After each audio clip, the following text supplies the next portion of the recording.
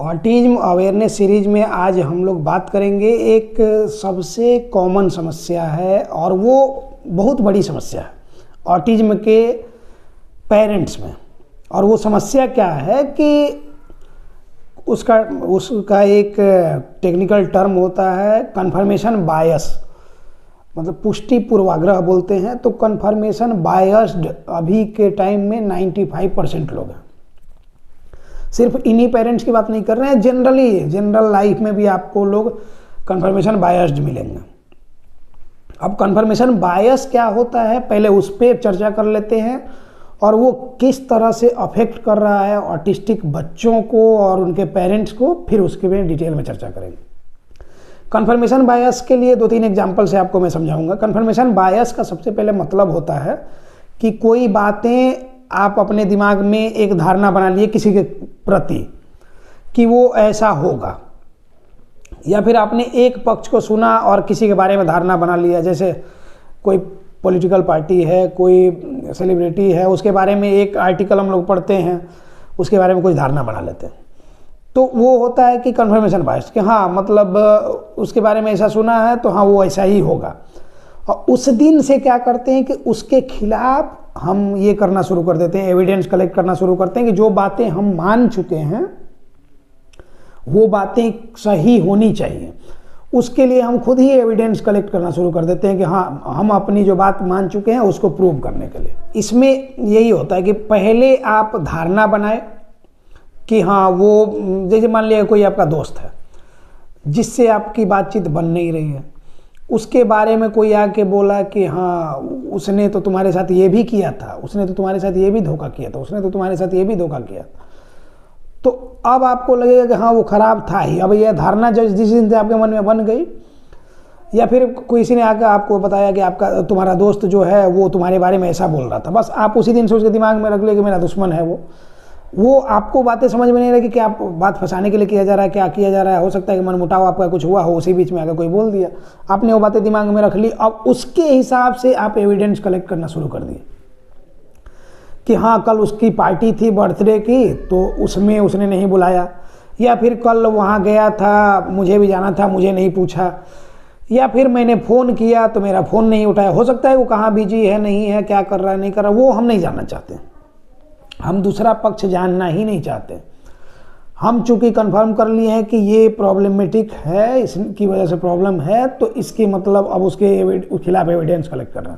इस बात को एक एग्जांपल से समझ लेते हैं। जैसे क्रिमिनल जस्टिस करके एक वेब सीरीज है हॉटस्टार पे, मैंने देखा। उसमें क्या होता है कि एक बाल कलाकार रहती है, कोई लड़की रहती है, उसका मर्डर हो जाता है और मर्डर की रात उसका भाई वो सौतेला भाई रहता है, वो उसके साथ रहता है। तो क्या होती है कि पुलिस आती है, फर्स्ट इन्वेस्टिगेशन में क्या करती है कि भाई को ही मर्डरर मान लेती है और भाई को दोषी करार के और उसके खिलाफ अब क्या करती है एविडेंस कलेक्ट करना शुरू कर देती है।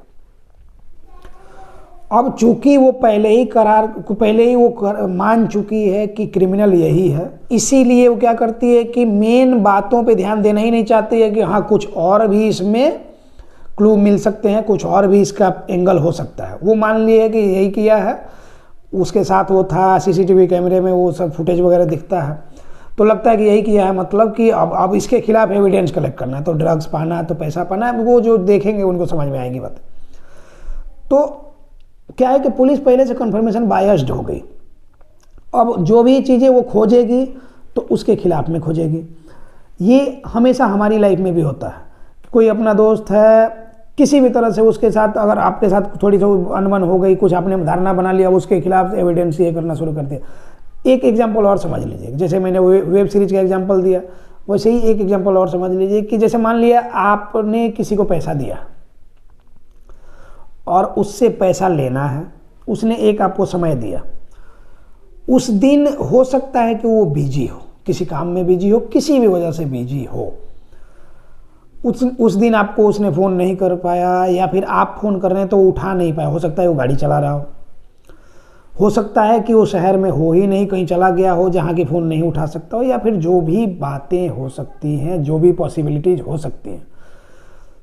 तो क्या होता है कि हम लोगों के दिमाग में चल रहा है कि पैसा लेना है, पैसा लेना है, पैसा लेना है, पैसा लेना है, आज उससे पैसा लेना है एनी हाउ। तो जैसे ही वो टाइम दिया होगा कि 12 बजे तक, तो 12 बजे तक तो हम बेचैनी से इंतज़ार करते हैं कि 12 बजे तक हमारा पैसा दे देगा। लेकिन 12 बजे तक अगर वो पेमेंट नहीं करता है तो हम उसको फ़ोन करते हैं। संयोग से हो सकता है कि वो फ़ोन नहीं उठाया, एक बार नहीं उठाया, 2 बार नहीं उठाया, 3 बार नहीं उठाया, 4 बार नहीं उठाया, तो समझना चाहिए कि हो सकता है कि फ्री हो के कॉल करेगा, फ्री हो जाएगा तो कॉल करेगा। हो सकता है कोई किसी काम में बिजी हो।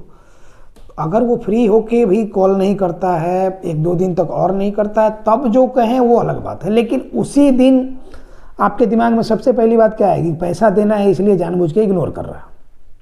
सबसे पहली बात यही है कि हर किसी के दिमाग में कि पैसा देना है तो इग्नोर कर रहा है, मेरा फ़ोन देख के नहीं उठा रहा है, इसकी हिम्मत, इसकी ये मजाल कि फ़ोन नहीं उठाएगा। अब लीजिए, अब आप उस हिसाब से उसका लास्ट सीन, ट्रू कॉलर पे कब एक्टिव था, कब नहीं था, ये सारी एविडेंस कलेक्ट करते हैं तो उसके खिलाफ में करे जा रहे हैं। तो वो जो वेब सीरीज वाला एग्जांपल था वो भी और ये भी, इससे आप लोग रिलेट काफ़ी कर पा रहे होंगे। तो ये होता है कंफर्मेशन बायस्ड होना। अब चूंकि एविडेंस आप उसके खिलाफ में कलेक्ट करते जा रहे हैं जो कि आपकी बातों की पुष्टि और करते जा रहा है कि हाँ यही सही है, यही बात सही है, जो तुम सोच रहे हो वही सही है, और यहीं से हम रॉन्ग होते जाते हैं, यहीं से हम गलत होते जाते हैं। 95% लोगों को मैंने बोला कि वो कंफर्मेशन बायस्ड हैं। किसी रिलेशनशिप में है वहाँ कंफर्मेशन बायस्ड है, किसी से पैसा लेना है वहाँ कंफर्मेशन बायस्ड है, किसी जॉब में है वहाँ कंफर्मेशन बायस्ड है, परिवार में है वहाँ कंफर्मेशन बायस्ड है, हर जगह। और लगभग प्रॉब्लम्स की जड़ भी यही कंफर्मेशन बायस्ड होना है। अब हम आते हैं इसी टॉपिक को ऑटिज्म पे लेके। ऑटिज्म में कैसे कंफर्मेशन बायस्ड है आदमी? बच्चों को कुछ भी प्रॉब्लम हो रही है, सोशल कम्युनिकेशन की प्रॉब्लम हो रही है, या फिर स्पीच डिले हो रहा है, या ग्लोबल डेवलपमेंट डिले हो रहा है, या फिर कुछ भी हो रहा है, तो ऑटिज्म अभी सबसे कॉमन टर्म हो गया है। लगभग लोग अब सुन चुके हैं इसके बारे में। तो थोड़ी सी भी प्रॉब्लम हो रही है तो उनको लग रहा है कि ऑटिज्म हो गया, ऑटिस्टिक है बच्चा, ऑटिज्म। और 2-4 विकिपीडिया वाले यूट्यूबर लोग का वीडियो देख के इनको लगता है कि और पुष्टि भी कर लिए कि हाँ ऑटिज्म ही है इसको, क्योंकि उनको सिर्फ यही पता है कि बच्चे में ऑटिज्म ही हो सकता है और कुछ नहीं हो सकता है। उनको भी वही पता है जो विकिपीडिया वाले यूट्यूबर हैं, A for autism, B for बकवास वाले। तो वही चीज़ें होती क्या है कि अब आप पहले आप दिमाग में रख लिए कि बच्चा ऑटिस्टिक है, उसके हिसाब से अब न्यूरोपेडियाट्रिशियन आप खोजते हैं, वहाँ जाते हैं, या फिर ऑक्यूपेशनल थेरेपिस्ट, या फिर चाइल्ड रिहेबिलिटेशन सेंटर पे जब आप गए, चाइल्ड साइकोलॉजिस्ट के पास गए, जिनके पास भी गए, या पेडियाट्रिक फिजियोथेरेपिस्ट के पास गए, तो जब आप वहाँ जाते हैं तो बोलते हैं कि ऐसा है, ऐसा है, ऐसा है, ऐसा है। और वो लोग भी कंफर्मेशन बायस्ड हैं। कैसे? वो ऑटिज्म का सेंटर खोल के रखे हैं तो उनको लगता है कि जो केस आएगा वो ऑटिज्म का ही होगा। इसमें भी प्रॉब्लम है, इसमें भी ध्यान देना जरूरी है। तो अब जब इसमें प्रॉब्लम है, वो उसको भी लग रहा है कि ऑटिस्टिक है बच्चा, और दो चार साइन सिम्टम्स पूछेगा, और आपको भी रहता है कि जल्दी से ग्रेडिंग दे दे। जैसे अवार्ड है, वो अवार्ड नहीं है कि ग्रेडिंग दे दे, 1 है, 2 है, 3 है, माइल्ड है, मॉडरेट है, सीवियर, ऐसे ही बोलते हैं लोग कि सर जल्दी से ये बता दीजिए कि क्या ग्रेड कौन सा है। कल ही एक आया था पेशेंट मेरे यहाँ मधेपुरा से, उन लोग को उसी दिन ग्रेडिंग चाहिए थी। मैंने बोला कि 1 सप्ताह आपको रहना है और प्रॉपर इसमें ये करना है, असेसमेंट चलेगा, तभी जाके मैं बता पाऊंगा कि ग्रेडिंग क्या है और क्या प्रॉब्लम। तो उन लोग को नहीं रहना कि नहीं ऑनलाइन में ये कर लेंगे। तो जो जिनके लिए अवेलेबल है, जो बिहार वाले हैं, वो खुद नहीं आके कराना चाहते हैं, तो फिर आप भगवान ही मालिक है, आप लोग समझिए। जो दूर दराज वाले हैं उनकी मजबूरी है, नहीं आ सकते हैं, लेकिन जो यहाँ वाले हैं उनको आना चाहिए। 1 सप्ताह का समय मांगा जा रहा था, उसमें सही से असेसमेंट कर दिया जाता, तो उसके बाद आपको ट्रीटमेंट प्रोटोकॉल 1 महीने का दे देते, वो करते, फिर आप आके हमसे मिलते, तो वो अलग बात होती, उसमें बच्चे में सुधार होता। तो सेल्फ डायग्नोसिस, सेल्फ ट्रीटमेंट वाले लोग जो होते हैं, तो उनके लिए मेरा उनसे कोई मर्जी है ही नहीं मेरी। खैर, आते हैं अपने टॉपिक पे। तो मैं बोल रहा था कि कंफर्मेशन बायस, तो अब सेंटर वाले भी कंफर्मेशन बायस्ड हैं। वो कैसे हैं, वो उसका एग्जाम्पल मैं दूंगा। कल एक और पेशेंट मेरे पास आया था, बच्चा 8 साल का है, उसको उन लोग कंपोजिट रीजनल सेंटर यहाँ पटना में है, सरकारी ये है, वहाँ लेके जा रहा था लोग, और कहीं कहीं स्पीच थेरेपी, ऑक्यूपेशनल थेरेपी, क्या क्या कराया था लोग। लेकिन बच्चे में रत्ती भर का भी सुधार नहीं हुआ, जैसा कि उसके गार्जियन का कहना था। तो मेरी आदत है कि मैं पेशेंट को बैठाता हूँ, भले 40 मिनट, 45 मिनट, 1 घंटा, 1.5 घंटा लग जाए, जब तक खुद सेटिस्फाइड नहीं हो जाता हूँ सारे उसके हिस्ट्री जान के कि क्या प्रॉब्लम हो सकती है, तब तक मैं नहीं छोड़ता। इसलिए जो लोग भी मेरे पास आए, समय लेके आए, मैं ये बोलता हूँ। तो मैंने जब पूछना शुरू किया, हिस्ट्री बच्चे का लेना शुरू किया, क्योंकि 8 साल का बच्चा है, उसमें तो ये भी नहीं कर सकते हैं कि मोबाइल 2 साल चलाया है कोरोना में और बाहर नहीं निकला है तो उसकी वजह से उसको प्रॉब्लम हो गई है। 8 साल का बच्चा है, मतलब 2014 में जन्म हुआ है उसका, 3 साल के एज तक सब कुछ नॉर्मल था, नॉर्मल बर्थ है, हाँ प्री मैच्योर था, लेकिन कोई प्रॉब्लम बच्चे को थी नहीं, जैसा उसके पेरेंट्स का कहना। तो मुझे खुद ही आश्चर्य हो रहा था कि 7 महीने में वो बच्चा हो गया, 7 या 7.5 महीने में, और सब कुछ नॉर्मल था, नॉर्मल क्राइंग वगैरह सब कुछ है, सब कुछ ये है, फिर भी बच्चे को बोल रहे लोग कि कोई प्रॉब्लम थी नहीं। 3 साल के एज में दिवाली पे पटाखा जलाते हुए डर गया, वो जो बम होता, सुतली बम, वो ज़्यादा आवाज़ किया, वो डर गया, थोड़ी देर के लिए बेहोश हो गया। उसके बाद से उसको उसके सीजर के अटैक आने शुरू हुए, और वो सीजर वाला जो सिम्टम एग्रेवेट हुआ, तब से बच्चे में ज़्यादा प्रॉब्लम है, स्पीच वगैरह लॉस्ट हुआ, वो उसमें बिहेवियरल इश्यूज आए। तो वो अब देखिए, रीजन में मैं गया तो पता चला कि उसको सीजर क्यों हुआ, वो मैंने जो बताया था कारण, 3 कॉजेटिव फैक्टर्स, जिनमें प्रीनेटल, पेरीनेटल और पोस्टनेटल। तो पोस्टनेटल कॉज ये है कि बच्चा 2.5-3 साल का है, उस टाइम में पटाखा जला, डर गया, उसकी वजह से उसको प्रॉब्लम आई, मैंने बोला था। तो वही प्रॉब्लम यहाँ है, पोस्टनेटल कॉज में ये आ गया कि बच्चे को सीजर है। इन लोग बहुत सालों से इलाज करा रहा है, CMC, वेलोर और कहाँ कहाँ सब जगह इलाज करा चुका है, लेकिन बच्चे में इम्प्रूवमेंट नहीं हो रही है। ठीक, तो अब बताइए कि जिस बच्चे में सीजर्स के अटैक आ रहे हैं, उनमें बिना जाने ऑक्यूपेशनल थेरेपी में भेज देना, स्पीच थेरेपी में भेज देना, वो कहीं से मुझे सूटेबल नहीं लगा। तो इसलिए मैंने उन लोगों को बोला कि जितना आज तक का आप लोगों का डॉक्यूमेंट्स वगैरह, जो भी जांच वगैरह हुए हैं, जो भी इसका प्रीवियस हिस्ट्री वगैरह, सारा कुछ लेके नेक्स्ट डे आइए, बैठिए, तब बात करेंगे, सारा कुछ जान लेंगे, तभी बच्चे के लिए कुछ सजेस्ट कर पाएंगे, ऐसे नहीं कर पाएंगे। वो भी देख रही होंगी वीडियो मेरा, मैंने यही बातें सेम बोली है। अगर आप देख रही हैं तो इसमें आप कमेंट भी कर सकती हैं और लोग भी जान सकते हैं। तो अब ये है कि ये एविडेंस बेस्ड बातें हुई। अब चूंकि बच्चा मेरे क्लिनिक में आया, मैं देख रहा हूँ कि इधर उधर भाग रहा है, तो उसको ADHD बोल सकता था, या फिर ऑटिज्म बोल के उसको ट्रीटमेंट में डाल देता कि हाँ इसको एक ये में डाल दिया, ऑक्यूपेशनल में डाल दीजिए और स्पीच में डाल दीजिए, डबल सेशन कर दिए, 16,000 रुपये का महीना मेरे पास आने लगता। लेकिन 2-3 महीने बाद क्या, अगर कुछ भी इम्प्रूवमेंट नहीं दिखा पाए तो उसके बाद क्या? हर जगह से निराश होकर आया है, मेरे पास से भी निराश होकर जाएगा, मेरे सेंटर का भी नाम भी खराब होगा। वीडियो देख रहा है तो मैं बोलता हूँ कि पहले महीने में 2-4-5%, 10% इंप्रूवमेंट होनी चाहिए। 2-3 महीने अगर करा भी लिया, उसका पैसा भी बर्बाद हुआ, इंप्रूवमेंट नहीं हुई, तो फिर किस मुंह से हम उसे जवाब दें कि सही से डायग्नोसिस नहीं किए थे इसलिए नहीं हुआ, फिर से आइए आप डायग्नोसिस करेंगे? नहीं ना। तो इसलिए पहले ही प्रॉपर डायग्नोस कर लेंगे, उसके बाद ये। तो ये भी बहुत बड़े बड़े डॉक्टर लोग के यहाँ गया था, लोग कन्फर्मेशन बायस के सब शिकार हैं कि ऑटिज्म का हम सेंटर खोले हैं तो ऑटिज्म ही लेके आया है, और उसी हिसाब से लिख दिया। 5 मिनट में क्या डायग्नोसिस कीजिएगा, तो लिख दीजिएगा कि हाँ न्यूरो डेवलपमेंट थेरेपी 3+3 महीना, स्पीच थेरेपी 3+3 महीना, हो गया 12 महीना। 6 महीने पे मिलने जाएगा तो बोलेगा स्पीच में चले जाइए, देखेगा नहीं, चेक नहीं करेगा क्या प्रॉब्लम है, नहीं प्रॉब्लम है, स्पीच में चले जाए। तो ये सारी प्रॉब्लम्स है, तो ये सब आप लोगों को समझना है। कन्फर्मेशन बायस्ड, अब पेरेंट्स के बिहाफ में बात करेंगे कि पेरेंट्स कन्फर्मेशन बायस्ड कैसे हो जाते हैं। कि आप गए, बोले कि बच्चे को ऑटिज्म का ये है सर, अब उसने ज़्यादा जहमत नहीं उठाई है जांच करने की और समझने की और ये करने की, असेसमेंट करने की। असेसमेंट के नाम में 5,000 रुपये अलग से लिया, वो अलग बात है। 5,000, 6,000, 3,000, जहाँ जैसा ये है 4,000, इसी तरह के असेसमेंट का चार्ज लिया, वो लिया। वो सिर्फ टिक मारते गया, ये है हाँ according to parents, according to parents, according to parents, according to, मार दिया, इतना बड़ा पोथा तैयार कर दिया। उसमें लास्ट में आया कि जैसा आप लोगों ने बताया उसके हिसाब से हम लोगों ने निष्कर्ष निकाला है कि बच्चे को मॉडरेट ऑटिज्म है। भाई उसको सीजर का अटैक आ रहा था, सिर्फ वही देखना था और कुछ नहीं। पहले सीजर वाला ये कंट्रोल हो जाएगा तो बच्चे में थोड़ी बिहेवियर प्रॉब्लम है तो उसको घर में कुछ ट्रेनिंग दिया जा सकता है, एक सेशन दिया जा सकता है उसको, वो बच्चे को समझने के बाद। आप लोग क्या करते हैं कि जिनको पहले से ऑटिज्म के बारे में नहीं पता है, वो कहीं सेंटर में लेके बच्चे को देखे कि बोल नहीं रहा है, समझ नहीं रहा है, रिस्पॉन्स नहीं कर रहा है, तो कहीं सेंटर में लेके गए, वहाँ दिखाए, उसने बोला कि ऑटिज्म है।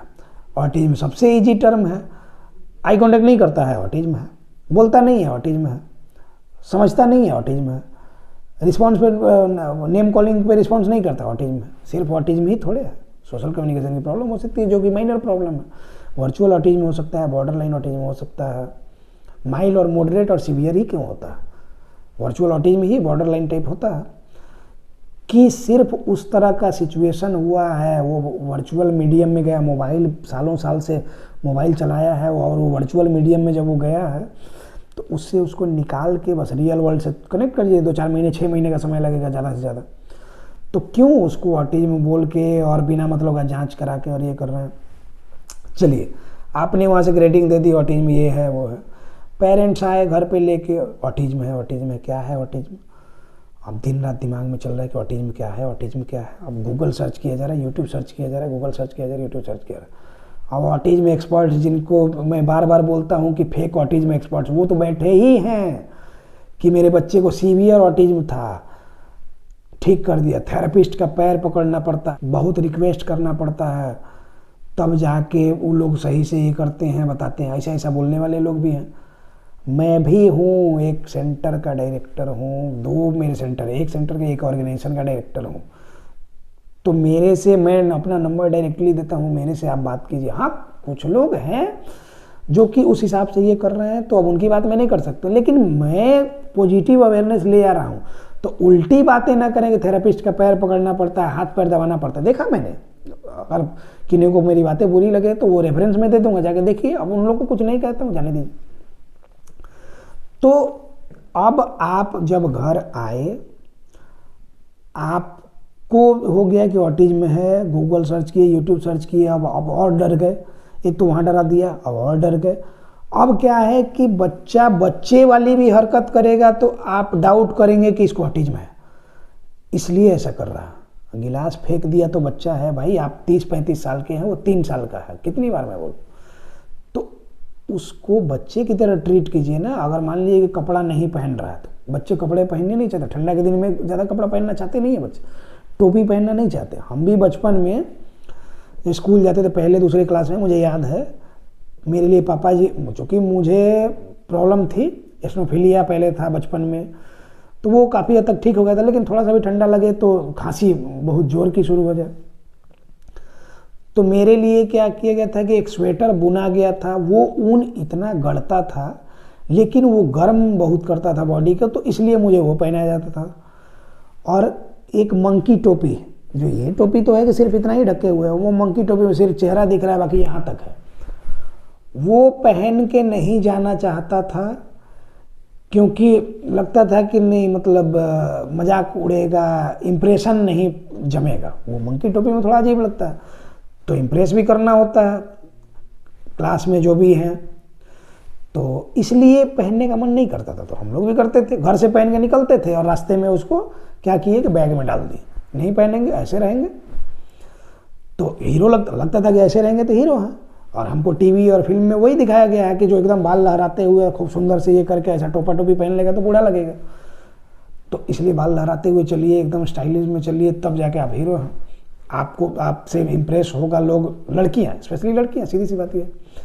तो ये करते थे हम लोग। छोटे छोटे बच्चों में भी वही होता है कि वो नहीं पहनना चाहते हैं, बहुत सारा कारण हो सकता है। जैसे हम लोग पहला दूसरा क्लास में था तो मैं भी 4-5 साल 6 साल का होऊंगा, उसी तरह की बातें हैं। तो बच्चे नहीं करना चाहते तो इसमें गुनाह क्या है? मैंने भी वो किया है, वो भी नहीं करना चाहते तो गुनाह क्या है, गलत क्या है? कुछ गलत है इसमें? तो अब ले पहनता नहीं है, ले ये चीज़ नहीं खाता है, वो चीज़ नहीं खाता। अरे बच्चे बहुत सारा ड्रामा करते हैं, बच्चे सब करते हैं, तो सारे बच्चे ही वैसे करते हैं, तो आप डाउट क्यों करते हैं? आप डाउट करते हैं। अगर पानी गिरा दिया तो अब कि इसको प्रॉब्लम है, इसकी वजह से, तब दुनिया उसको बच्चा समझ के माफ़ करे। कहीं रेस्टोरेंट में गया, पानी फेंक दिया किसी पे, मान लिया थूक दिया, कुछ बच्चे बदमाशी करते हैं, थूक देते हैं, या फिर कुछ भी उनको सेंस नहीं है, क्योंकि उनको व्यवहारिक ज्ञान नहीं ना है कि किससे क्या होना है। मोबाइल उठाए फेंक दिए, ये कर दिए। आप बोलिएगा कि इसको प्रॉब्लम है उसकी वजह से फेंक दिया, नहीं, उसकी वजह से नहीं फेंकते, बच्चे वैसा करते हैं। दुनिया उनको ये समझ के माफ़ कर देगी, अगर किसी में पानी गिरा दिया तो ये समझ के माफ़ कर देगा कि चलो बच्चा है। वो बच्चा समझ रहा है, आप ही अपने बच्चे को बच्चा नहीं, उसको ऑटिस्टिक बच्चा समझ रहे हैं कि मतलब इसमें प्रॉब्लम है इसलिए ऐसा किया। तो प्रॉब्लम क्रिएटर आप है ना, प्रॉब्लम सॉल्वर कहाँ हो रहा है, प्रॉब्लम क्रिएटर हो रहा है। और बाकी बचा खुचा काम कर दे रहे हैं ये यूट्यूबर लोग। तो इन लोगों से तो बचें, इन लोग को फॉलो करते हैं तो अनफॉलो कर दें, इनको लोग का वीडियो देखें ही मत। अगर ब्लॉग का है तो देखें, ज्ञान बांटने वाला इनका तो वीडियो देखें ही मत। आप उसके लिए किसी भी एक्सपर्ट के लिए, मैंने 2-3 लोग का नाम भी मैं लेते रहता हूँ कि एक शक्ति कल्याण करके हैं, वो काफ़ी अच्छा बात करती हैं। एक मैंने रीना सिंह नाम का ये देखा है, वो काफ़ी टेक्निकल बातें करती हैं। तो उन लोगों का आप वीडियो देख सकते हैं, उन लोगों से काफ़ी कुछ सीख सकते हैं। मैं खुद ही उन लोग का वीडियो देख के काफ़ी कुछ, मैं सारा कुछ जानता थोड़े हूँ, मैं उतना एक्सपर्ट थोड़े हूँ। मैंने बोला ना कि मैंने 4 साल से अभी इस फील्ड में ये कर रहा हूँ। तो जितना जिस चीज़ में आप उतरिएगा उतना ही लगेगा कि आप कम जानते हैं। आप ऊपर में रहिएगा तो लगेगा सारी दुनिया मेरे मुट्ठी में है। और यही हो रहा है, विकिपीडिया को ट्रांसलेट कर करके बताया जा रहा है। एक लेडी बता रही है, नाम तो नहीं लूँगा, चैनल का भी नाम नहीं लूँगा, 25 से 30 बार ज्वाइंट कंप्रेशन कर सकते हैं। कौन सी किताब में पढ़ा है आपने? आप लोग वीडियो देख रहे होंगे, मुझे पता है। तो उसको थोड़ा चेंज करें, अपनी मेंटालिटी चेंज करें, थोड़ा नॉलेज का दायरा बढ़ाएं। ये नहीं कि बैठे हैं, काम कुछ नहीं मिल रहा है तो क्या करें, तो जाके विकिपीडिया देख के उसको ट्रांसलेट कर दें और हो गए ऑटिज्म एक्सपर्ट। तो वो नहीं करना है। ब्लॉग का चैनल बनाइए, आपका एक ब्लॉग का भी चैनल है, ब्लॉग का चैनल बनाइए। ब्लॉग में दिखाइए कि बच्चे ने क्या क्या किया, कि ज्ञान ज़्यादा नहीं कीजिए, नहीं तो नुकसान होगा, लोगों का नुकसान हो रहा है। मैं तो लोगों को अवेयर कर रहा हूँ, लोग समझ रहे हैं, उसके बाद आप लोग से हेट करने लगेंगे, मैं वो नहीं चाहता हूँ। तो इसलिए जो आपने बेस बनाया है उस बेस पे थोड़ा ऑनेस्टली ये करें और डिस्क्लेमर लगा लें। डिस्क्लेमर नहीं लगाते हैं तो आप लीगल एक्शन के लिए भी प्रोन हो जाते हैं। तो ये सब चीज़ें आपको समझनी चाहिए, मैं ह्यूमैनिटी के नाते समझा रहा हूँ। खैर, तो ये सारी बातें हैं कि कन्फर्मेशन बायस्ड नहीं होना है, ऑनेस्टली सिर्फ काम करना है। पेरेंटिंग आप करेंगे सही से और ऑनेस्टली आप घर पे मेहनत करेंगे तो बच्चे रिकवर कर जाते हैं। 2-4-5%, 10% जो बचेगा वो लाइफ में धीरे धीरे अचीव कर लेगा। एडीएल अचीव करना होता है, वो जनरल एडीएल और इंस्ट्रूमेंटल एडीएल दोनों चीज़ें कर लिया। अगर सुबह से उठने से लेकर रात तक की जो चीज़ें हैं वो कर लिया। उसके अलावा अब कुछ उससे एडवांस लेवल की चीज़ें, जैसे अकाउंटिंग कर लिया, ड्राइविंग कर लिया, कुकिंग कर लिया, अपना बेड वगैरह ये कर लिया, कपड़ा धोने का जान गया, तो ये सारा इंस्ट्रूमेंटल एडीएल में आता है। तो ये सब अगर बच्चा कर लिया तो इससे ज़्यादा की ज़रूरत होती किसको? सब लोग तो वही करते हैं, तो बस हो गया बच्चा ठीक। तो इसीलिए कन्फर्मेशन बायस्ड नहीं होना है और ऑनेस्टली काम करना है, सही प्रोसेस जान के कि क्या सही प्रोसेस है। लेवल 1 से शुरू करना है, लेवल 10 तक जाना है। ये नहीं कि कभी लेवल 7 पे गए, कभी लेवल 3 पे, कभी लेवल 2 पे, कभी लेवल 5 पे, कभी 9 पे, फिर 10 पे, फिर 1 पे, ऐसा नहीं करना है। तो इसीलिए देखें वीडियो तो प्रोफेशनल लोगों का जो सही वे में रिप्रेजेंट करते हैं खुद को। जरूरी नहीं कि सब उन्हीं के पास जाएं, लेकिन वीडियो से कुछ देखना है तो उनसे सीखें। जो इस बारे में नहीं जानते हैं उनसे बिल्कुल नहीं सीखें। धन्यवाद।